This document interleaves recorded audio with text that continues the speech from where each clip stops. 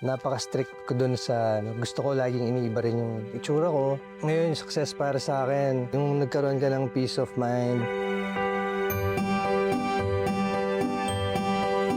Dahil dun sa tiwala na binibigay nila sa akin, napapalitan nyo ng excitement para sa akin.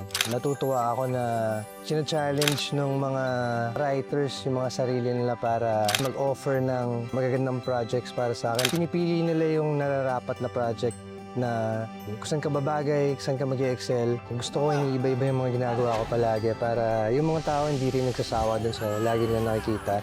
Napaka-strict ko dun sa gusto ko laging iniiba rin yung itsura ko para kung magkasunod man yung projects na yun, makita nila na, oh, iba na siya dyan. Oh, siya ba yun? Oh, parang iba na yung look niya dyan. So, napaka-importante na magkaroon ng variation every project. Importante rin sa akin yung role na may mga matututunan yung mga makakapanood dun sa role na ginagawa mo. Makaka-relate, at the same time, matututunan sila dun sa mga experiences ng characters na yun.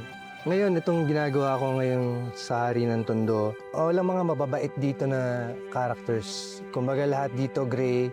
Mga totoong tao na kilala mo na hindi siya puro mabait. Minsan may kalokohan din siya, minsan may dark side din siya, minsan palpak siya. So, mas relatable yung mga papanood nyo characters dito. Siguro, nung umpisa, parang success para sa'yo, yung financial lang di ba? Makaipon ka, para sa'yo, success na yun Pero habang tumatagal ka, yung success pala, nag-iiba siya ng meaning. Ngayon, yung success para sa akin, maging stable, pagkaroon ng pamilya na nandyan palagi para sa'yo habang hindi ka nagtatrabaho at susuporta sa'yo palagi sa lahat ng mga gusto mong gawin. Para sa akin, ganun na yung success Yung nagkaroon ka ng peace of mind. Ayun, sa lahat ng mga global Pinoys na nakasubaybay sa mga Kapuso shows, kamusta kayong lahat dyan? Nandito kami para magbigay ng kasiyahan sa inyo kahit malayo kayo at hindi nyo mamiss masyado ang Pilipinas. Maraming salamat sa suporta ninyo, sa pagsuporta sa lahat ng mga Kapuso shows at Kapuso artists. At sana